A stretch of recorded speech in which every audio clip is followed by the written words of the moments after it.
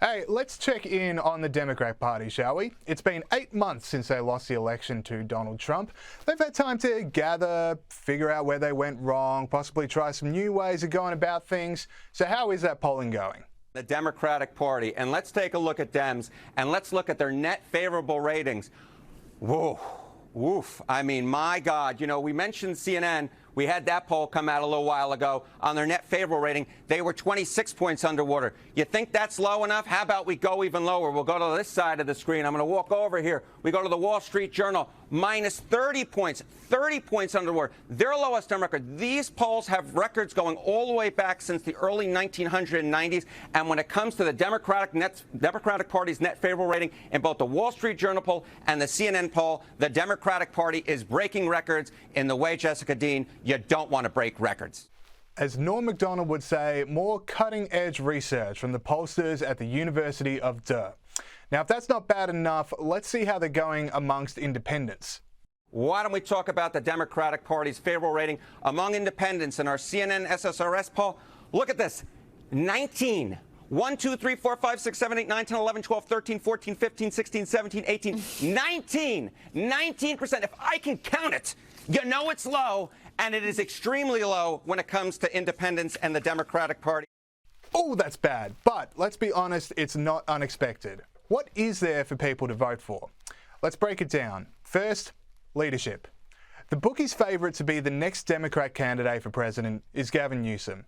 The part-time podcast host might find it, shall we say, challenging to connect to Middle America because he is the governor of California, which to a lot of the rest of the country looks like a complete basket case. And maybe a really skilled politician, one with that common touch and charm that catapulted Bill Clinton into office, could overcome that. But the Los Angeles fires show Newsom isn't really a man of the people. Governor, you got a second? Governor, I live here, Governor. That was my daughter's school, Governor. Please tell me what you're going to do. I'm not going to hurt him, I promise. I'm literally talking to the president right now to specifically answer the question of what we can do for you and your daughter. Can I hear it? Can I hear your call? Because I don't believe it. I'm sorry. There's literally, I've tried 5 times. That's why I'm walking around to make the call. Why is the president not taking your call? Because it's not going through. So Why? I have to get cell service. So let's get it. Let's get it. I want to be here when you call the president. I appreciate it. I'm doing that right now. And it's to immediately get reimbursements, individual assistance, and to help you. I'm devastated for you. I'm so sorry, especially for your daughter. I'm literally on the phone right now, but not actually at all. So because there isn't a strong leader for the Democrats to build their image around, the public face of the party becomes just whoever is the loudest. So that means the most public Democrat at the moment, the face of the whole team, everyone knows this guy is, unfortunately for them, New York mayoral candidate Zohran Mamdani, which means independents and swing voters think that the Democrat Party itself en masse believe crazy things like this. I'm Zohran Mamdani, and as mayor, I will create a network of city-owned grocery stores. It's like a public option for produce. We will redirect city funds from corporate supermarkets to city-owned grocery stores, whose mission is lower prices, not price gouging. These stores will operate without a profit motive. And when that's the face of your party, good luck winning absolutely anything. All right, so that's leadership. Let's talk the issues. Let's go back to that Wall Street Journal poll from the start of this video. Voters trust the Republican Party more than the Democrats on pretty much every single major issue. Let's deep dive. Republicans lead the Democrats on which party is better on inflation by 10 points, on immigration by 17 points, on illegal immigration, it's 24 points. They are 2 of the biggest issues in America right now, and 2 of the 5 biggest issues for voters in the 2024 election. And the Republicans are trumping the Democrats on them. Here's one example of just how bad this is for the Democrats. Voters don't like Trump's tariffs. They've got a negative view of them outweighing a positive view of them by 17 points. And even then, voters trust the Republican Party on the tariffs issue more than the Democrats by 7 points. So even the stuff the voters don't like about the Republican Party, they still like more than the Democrat Party. That is a disaster.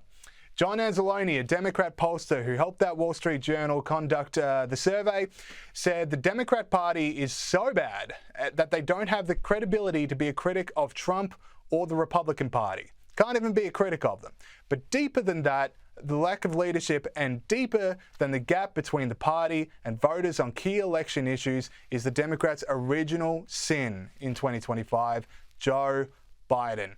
This one is going to take a long time for them to move on from. The Democrat Party for 4 years told us all, don't believe what's right in front of your faces, don't believe what you're seeing, assured us that this man had the mental acuity to perform the role as president. Child care, elder care, making sure that we continue to strengthen our healthcare system, making sure that we're able to make every single solitary person eligible for what I've been able to do with the with the COVID, with dealing with everything we have to do with, look, if we finally beat Medicare. Not only were the Democrats wrong, they were exposed as bold-faced liars. There is no way Biden was performing well mentally until that moment in time. American voters believe, and I would say rightly, that there was a cover-up of Biden's mental decline for years, so that the Democrat Party machine could enact its will over America. And this lie keeps on spiraling and spiraling the more we learn about Joe Biden's autopen. So when you are lied to so often and so brazenly, you are not going to trust that liar for a long, long time after that. It's going to take years for the Democrats to show Americans that they have learned from the error of their ways and rehabilitate their image in the eyes of voters. And this doesn't mean telling Jake Tapper that they individually knew the whole time, but everyone else seemed cool with it, so let's not blow the whistle. Groveling apologies and resignations are needed. And if not, those poll numbers are just going to keep getting worse and worse.